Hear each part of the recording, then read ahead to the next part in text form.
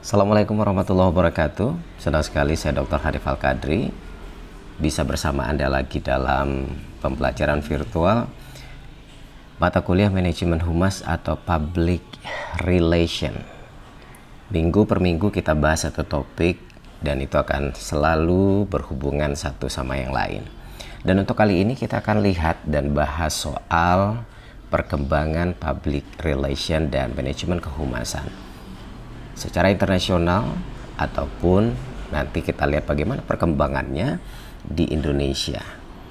Nah, yang jelas gini, satu alasan, satu statement yang harus kita pahami bahwa hubungan masyarakat atau public relation itu adalah satu usaha yang memang sengaja dilakukan, bahkan direncanakan secara detail, berkesinambungan untuk menciptakan saling pengertian, saling pemahaman antara lembaga atau institusi, antara perusahaan atau organisasi dengan masyarakat atau publik dari lembaga atau organisasi tersebut. Ya, publik internal maupun publik eksternal. Jadi yang harus digarisbawahi adalah satu proses terencana untuk menciptakan hubungan yang baik atau saling pengertian secara berkesinambungan antara kedua belah pihak ini, lembaga dengan publiknya atau masyarakat secara umum.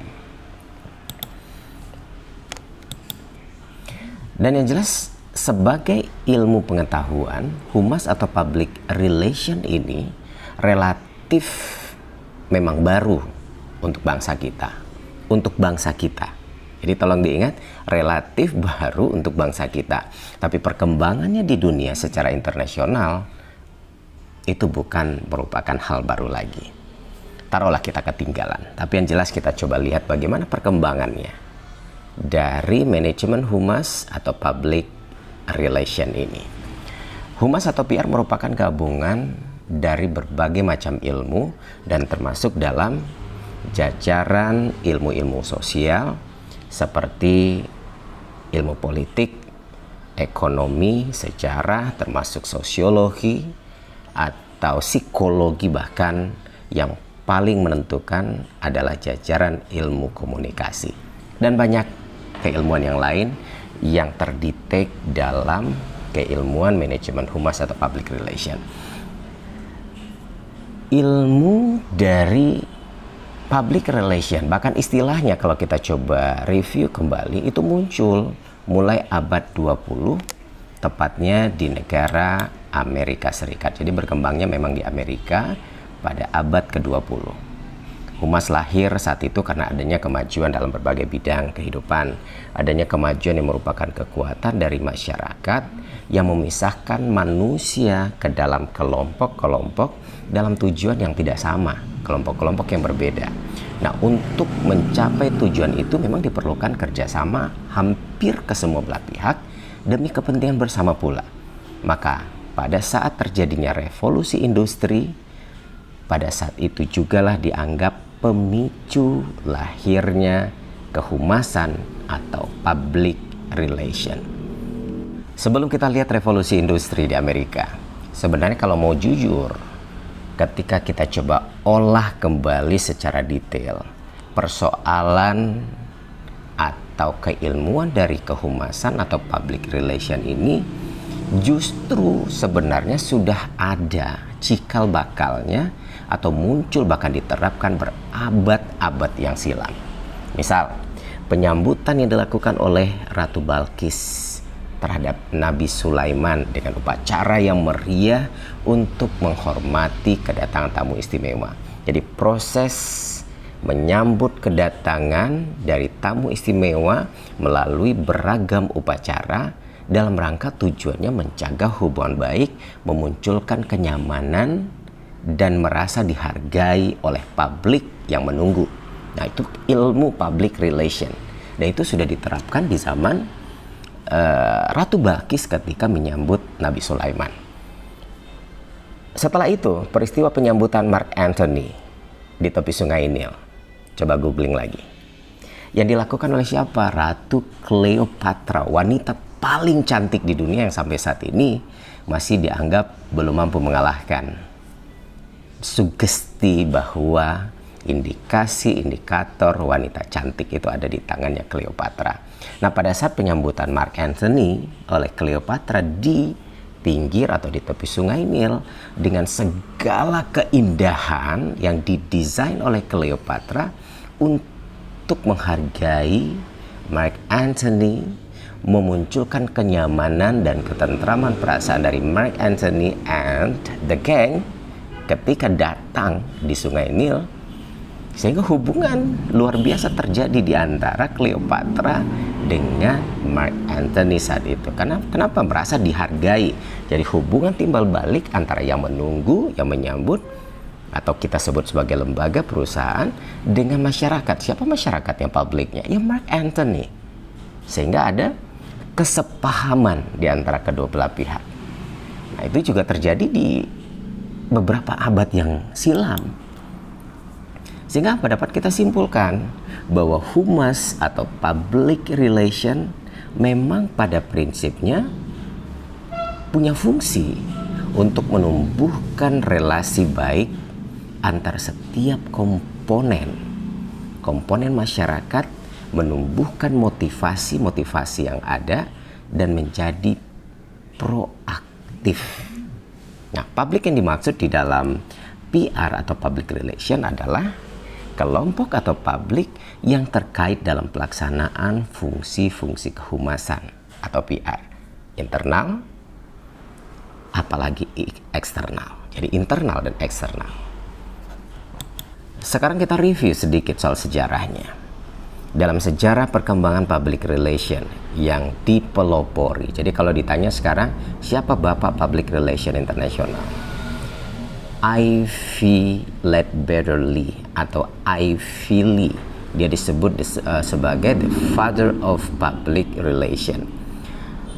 Itu sekitar tahun 1906 atau 1905 atau 06 deh. 1906. Nah, Ivy Lee pada saat itu berhasil menanggulangi yang tadi kita perbincangkan, kelumpuhan industri batu bara yang saat itu hampir terjadi di Amerika Serikat. Maka cikal bakal munculnya keilmuan public relation atau kehumasan ini memang di Amerika dan dipelopori oleh the father of public relation yang bernama Ivy Ledbetter-Lee atau Ivy Lee. Dan perlu saudara ketahui, Ivy Lee ini sendiri adalah seorang wartawan. Jadi memang orang yang sifatnya menulis berita, mencari sumber informasi, nge-research berbagai sumber data, fakta-fakta lapangan.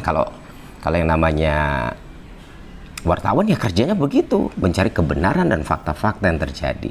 Melalui keilmuan itulah konsep public relation dikembangkan dalam proses menyelesaikan kelumpuhan industri batubara yang terjadi saat itu. Makanya sampai saat ini dia dikenal sebagai the father of public relation. Apa gagasannya? Gagasan dan pemikiran Lee saat itu, Ivy Lee, dalam mengembangkan perbaikan pembaharuan itu dinamakan the Declaration of Principle. Jadi ada prinsip-prinsip yang dideklarasikan, prinsip-prinsip kehumasan atau public relation yang intinya tidak diabaikan dalam proses manajemen industri. Artinya apa? Pada saat itu yang namanya ada batas yang luar biasa antara manajemen pengambil kebijakan dengan level mereka yang disebut sebagai buruh atau masyarakat level kesekian. Padahal yang dianggap yang menjadi pelaku atau pembuat produk yang membuat level atas pembuat kebijakan ini menjadi kaya raya justru ada di level sini.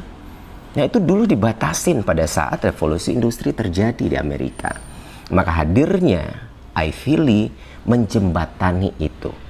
Sehingga apa? Adalah salah satu dari isi Declaration of Principle yang dibuat oleh Ivy Lee, membuat publik yang selama ini dianggap bodoh, yang selama ini tidak diperhitungkan, dianggap sebagai level kedua sekarang menjadi diabaikan. Yang selama ini diabaikan sekarang dibawa serta, artinya mereka punya potensi diperhitungkan, duduk bersama dalam satu konsep manajemen kelembagaan. Sehingga apa yang menjadi harapan keinginan dari manajemen dengan apa yang dirasakan oleh mereka yang nge-produce tadi, yang dianggap sebagai masyarakat kedua, itu bisa ngeblend. Nah, disinilah fungsi dari Ivy Lee menjembatani. Selama ini jembatan itu tidak ada, sehingga kedua belah pihak itu terpisah dalam konsep yang sebenarnya. Apa yang menjadi harapan dari level bawah tidak diketahui oleh manajemen puncak, dan manajemen puncak juga apa yang diinginkan tidak diketahui oleh mereka-mereka yang ada di level kedua ini.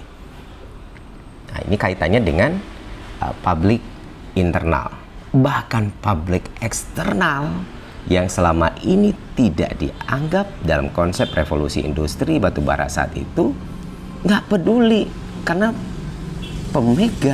pengambil kebijakan saat itu di perusahaan-perusahaan besar, masyarakat memang tidak dianggap punya kepentingan terhadap apa yang terjadi di dalam lembaga. Ternyata Ivy Lee membuka itu. Jadi level 3 hal ini, hubungan lembaga, masyarakat internal, masyarakat eksternal, itu dijembatani satu sama lain, yang dikenal dengan Declaration of Principle.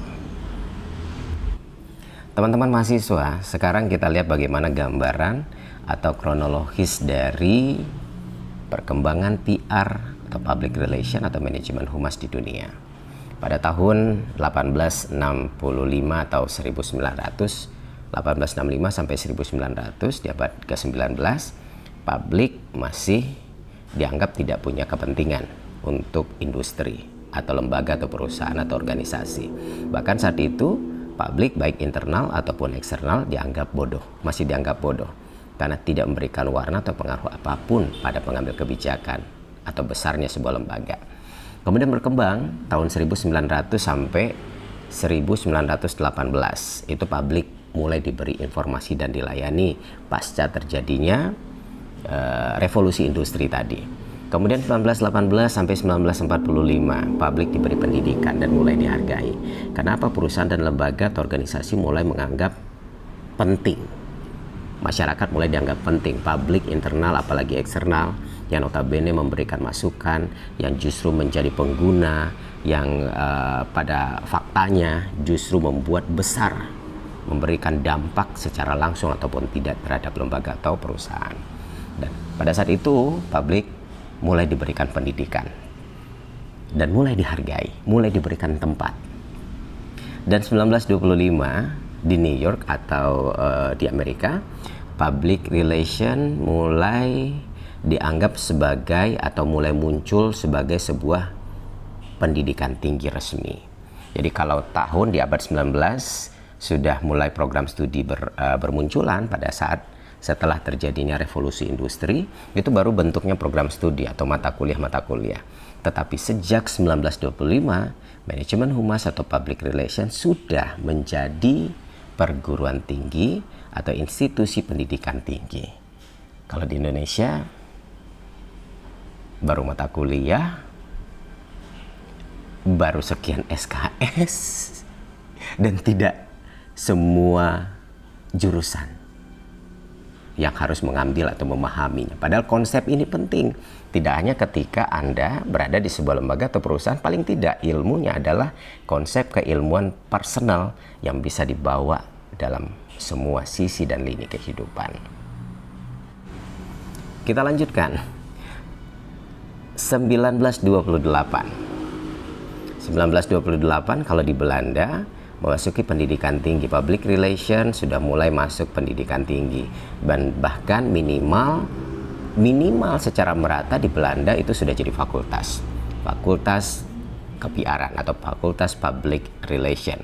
Bahkan hampir seluruh jurusan menjadikan public relation atau manajemen humas sebagai mata kuliah wajib. Nah, di samping itu juga banyak diadakan berbagai macam kursus yang bermutu hampir seluruh aspek atau sektor di perusahaan atau lembaga dan perusahaan manapun terkait dengan ilmu public relation atau manajemen kehumasan. Kemudian tahun 1945 sampai 1968, publik mulai terbuka dan mulai paham, mulai banyak mengetahui hal-hal yang sebenarnya penting, memahami dan mempelajari ilmu public relation, sehingga ini punya potensi yang besar dimanapun posisi mereka berada. Keilmuan public relation menjadi dasar untuk berpijak dan mengembangkan lembaga atau usaha yang mereka buat. Perkembangan di tahun 1968 masih di Belanda. Jadi pada saat itu yang sangat disorot terkait dengan perkembangan public relation adalah Amerika dan Eropa, dan satu lagi Belanda. Jadi kalau negaranya adalah Amerika, kemudian yang sangat potensial menganggap public relation sebagai ilmu yang sangat penting untuk dikembangkan di negaranya adalah Belanda. Maka di tahun 1968 Belanda mengalami perkembangan pesat yang lebih ke arah ilmiah karena penelitian yang rutin secara kontinu dilakukan. Sedangkan di Amerika pada saat itu justru stabil saja. Mereka menganggap bahwa public relation hanya dimanfaatkan untuk batas dari konsep bisnis. Sementara Belanda langsung naik. Kenapa? Tidak hanya untuk bisnis, tetapi Belanda menganggap ini sebagai konsep ilmiah yang bisa digunakan hampir ke seluruh sektor kehidupan. Maka pada tahun 68, perkembangan public relation jauh lebih hebat di Belanda daripada di Amerika. Ya jelas gini, 1968 sampai perkembangannya di tahun 1979, publik mulai dikembangkan di berbagai bidang terkait dengan keilmuan public relation. Artinya hampir semua sektor mulai mengerti dan memahami betapa penting sebenarnya keilmuan dan strategi-strategi, cara pandang, cara berpikir dari konsep kehumasan atau public relation ini untuk seluruh aspek kehidupan, khususnya dalam lembaga dan organisasi atau perusahaan. 79 sampai 90 profesional atau internasional mulai memasuki globalisasi dalam perubahan mental dan kualitas. Jadi ini sudah mulai established. Artinya tidak satu pun lagi manusia yang ada di negara-negara hebat tadi itu yang tidak kenal, yang tidak memiliki keilmuan humas atau public relation. Dan 90 sampai sekarang, itu yang terakhir, 90 sampai sekarang, satu yang jelas adalah terjadi perubahan mental, kualitas dan pola pikir, juga termasuk sudut pandang, sikap dan pola perilaku secara nasional atau internasional. Yang kedua, dengan perkembangan public relation di tahun 90 sampai sekarang itu adalah membangun kerjasama secara lokal. Setiap orang, setiap lembaga mulai menyadari bahwa perlu adanya kerjasama lokal, nasional, apalagi internasional. Dan yang terakhir, melalui perkembangan itu, melalui pemahaman terhadap perkembangan public relation dan kehumasan di lembaga tempat mereka berdikari, itu membuat setiap orang mulai saling belajar, apakah di bidang politik, bidang ekonomi, sosial budaya, iptek, sesuai dengan kebutuhan era global dan informasi. Jadi memang dampak dari public relation dan kehumasan itu, that's amazing. Pasti muncul dalam pikiran Anda sekarang, bagaimana ya perkembangan public relation di Indonesia? Meski terlambat, tidak sedikit sih keterlambatannya. Pada saat orang sudah mulai mengenal public relation di tahun 18.800-an, kita baru paham atau mulai masuk ke Indonesia dan berkembangnya di tahun 1944. Nah, pada saat Alwi Dahlan pada konvensi Humas tahun 1944. Artinya apa? Pada saat itulah sejarah humas di Indonesia per tanggal 18 Agustus 45 ketika Bung Karno memutuskan menunda sidang PPPKI ketika memberikan keterangan melalui pers.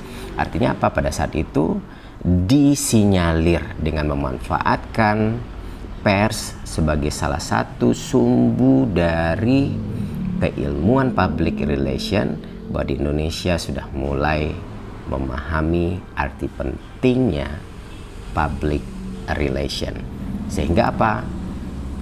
proses negosiasi yang akan disampaikan oleh Bung Karno saat itu melalui sidang PKI yang kemudian ditunda, kemudian tidak disampaikan secara langsung, tapi melalui Dewan Pers atau keterangan pers mengenai pemilihan presiden sebelum pada saat itu Bung Karno bersama timnya merumuskan Undang-Undang Dasar.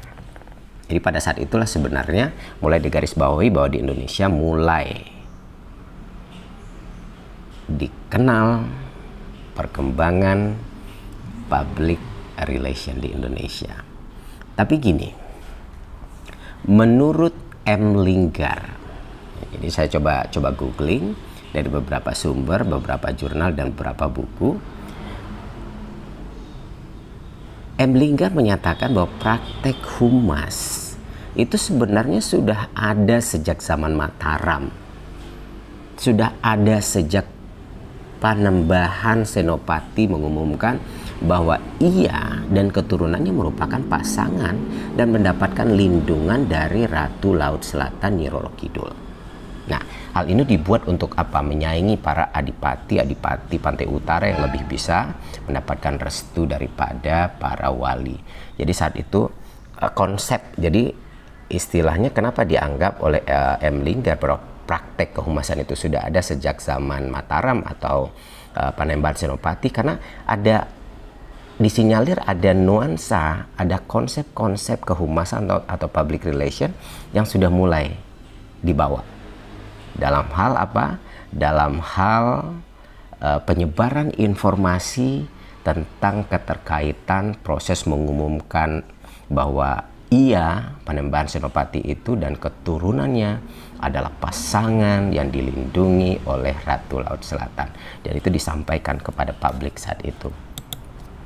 Tapi yang jelas kita harus sepakat dalam keotentikan sejarah, maka humas atau public relation otentik berkembang dan muncul adalah sejak proklamasi 17 Agustus 1945. Kemudian pada saat itu juga proyek mercusuar berbentuk citra dengan adanya apa? Radio Republik Indonesia atau RRI saat itu dan TVRI. Jadi disiarkan melalui Radio Republik Indonesia dan TVRI terkait dengan proklamasi 17 Agustus 1945. Bahkan dalam perkembangannya ada Depen juga, ada Setnek, ada Jubir, ada Depkominfo. Ya, pada saat itu yang saya ingat adalah proklamasi 17 Agustus 45 kemudian disiarkan di Radio Republik Indonesia dan TVRI. Artinya media yang dimanfaatkan saat itu adalah radio, RRI, dan televisi. Dan kita sudah punya dua-duanya. Dan proklamasi itu juga membuat perkembangan munculnya badan-badan atau lembaga-lembaga yang sifatnya adalah terkait dengan publik. Nah, seperti Depen, kalau masih ingat ada Setnek, juru bicara, sampai sekarang juga ada Jubir, ada Depkominfo. Nah, silakan di googling apa artinya itu. Pasca proklamasi tahun 1945 dengan memanfaatkan banyak sekali media, khususnya radio dan televisi. Kemudian tahun 1962 itu dianggap cikal bakal pembentukan humas di Indonesia secara resmi. Melalui apa? Melalui Presidium Kabinet Perdana Menteri Juanda. Jadi cikal bakal pembentukan humas itu secara resmi di tahun 1962 melalui Presidium Kabinet Perdana Menteri Juanda. Tahun 67 kemudian berkembang sampai 71. Terbentuk satu wadah berupa Badan Koordinasi Kehumasan Pemerintah. Dan di tahun 67 juga didirikan koordinasi antar humas, departemen atau lembaga tinggi negara yang disingkat dengan BAKOR. Badan Koordinasi Antar Humas, Departemen atau Lembaga Tinggi Negara. Jadi perkembangannya mulai establish, dianggap cikal bakal pembentukan humas di Indonesia itu adalah tahun 62. tahun 72, 10 tahun setelah itu sampai 93, muncullah PR atau Public Relation di kalangan profesional pada lembaga-lembaga swasta. Tandanya apa? Ditandai dengan didirikannya satu wadah profesi humas, yaitu Perhumas, pokoknya Desember 72, tanggal 14 atau 15 Desember 1972. Pendirinya siapa?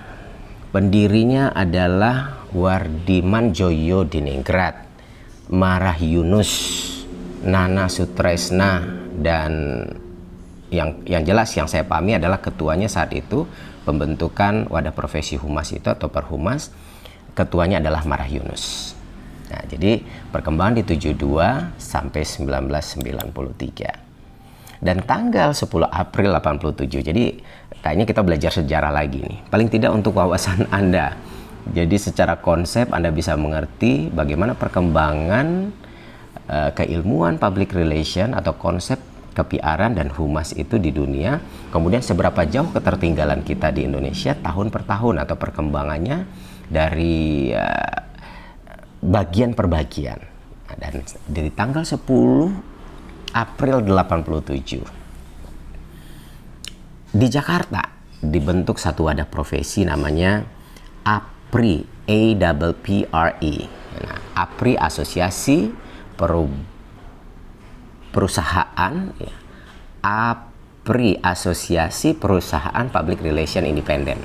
Nah, itu dibentuk pada tanggal 10 April 87 dan itu merupakan wadah profesi berbentuk organisasi dari perusahaan-perusahaan yang independen yang bertujuan untuk apa? Satu, mewujudkan fungsi PR yang jujur, bertanggung jawab, memiliki kode etik yang jelas.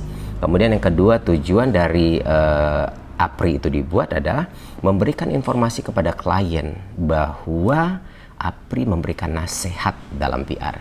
Kemudian yang ketiga, mengembangkan kepercayaan umum atas PR kepada masyarakat. Jadi mulai jelas keberadaan dari PR atau humas di Indonesia. Bahkan di 27 November tahun 1995 juga dianggap sebagai satu titik berkembangnya PR di Indonesia dengan dibentuknya Himpunan Humas Hotel Berbintang. Jadi ada Himpunan Humas Hotel Berbintang. Jadi hotel berbintang memang punya kelasnya sendiri, sehingga dalam proses pemasaran, dalam proses menyatukan konsep dari segala hal terkait dengan bisnisnya, mereka punya satu organisasi yang disebut dengan Himpunan Humas Hotel Berbintang. Jadi gitulah. Artinya kalau saya coba kelompokkan, kita coba kelompokkan ada empat tahap perkembangan humas. Early PR namanya propaganda publicity state, kemudian early two-way communication dan advanced two-way communication, dari 4 jalur, 4 generasi, 4 tahapan perkembangan humas yang ada di dunia dan di Indonesia. Sekarang kita masuk ke bagian terakhir, bagaimana perkembangan public relation dalam sektor atau tahap demi tahap sebagai sebuah kajian keilmuan. Yang jelas gini, sebagai kajian ilmu, PR melahirkan berbagai teori dan paradigma termasuk konsep ilmu PR itu sendiri.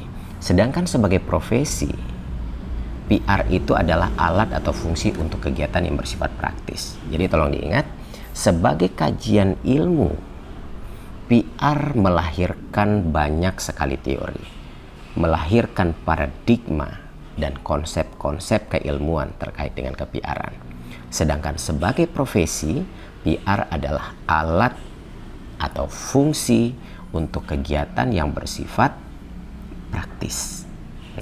PR sebagai ilmu tentunya banyak berbicara tentang berbagai penelitian ke-PR-an yang dapat menguji atau verifikasi terkait dengan teori, termasuk pemecahan masalah atau menemukan atau menentukan fakta-fakta lapangan terkait dengan persoalan yang dialami oleh sebuah lembaga atau organisasi, termasuk peran-peran dan penelitian-penelitian yang dilakukan PR dalam membuat berbagai macam program yang tepat demi perkembangan dan perbaikan sebuah lembaga atau perusahaan.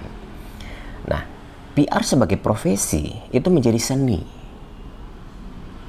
Menjadi seni yang dapat digunakan secara praktis oleh para praktisi PR. Dan PR praktis ini melahirkan profesi PR seperti halnya profesi-profesi lainnya. Sehingga apa?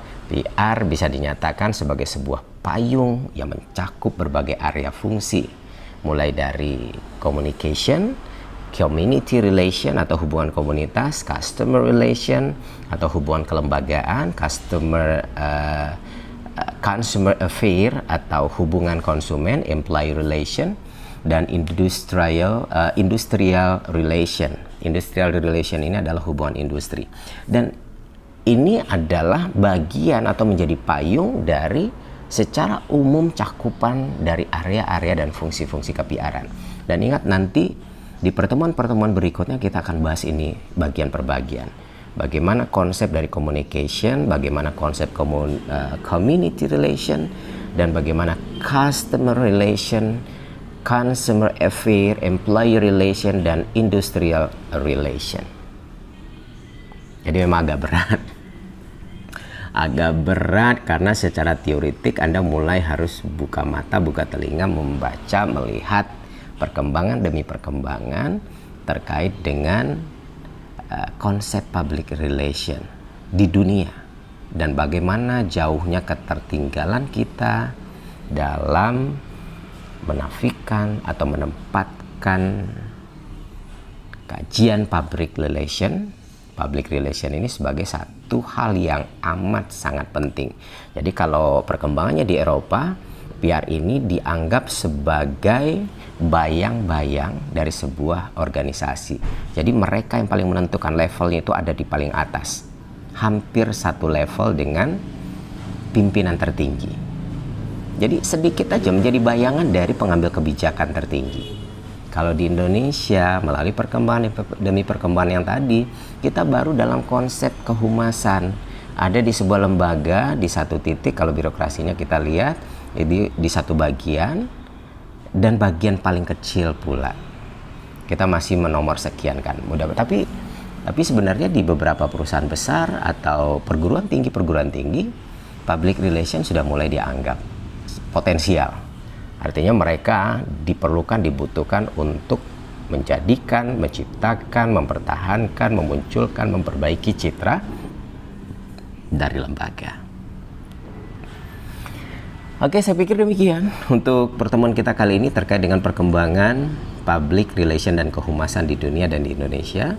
Mudah-mudahan Anda bisa memahaminya dengan statement ini, dengan perkembangan ini, dengan mengetahui sejarah perkembangannya tersebut. Anda tahu seberapa penting sebenarnya ilmu atau kepemahaman Anda tentang konsep public relation ketika hidup dimanapun, dalam konsep apapun. Dr. Hanif Al-Qadri pamit. Wassalamualaikum warahmatullahi wabarakatuh.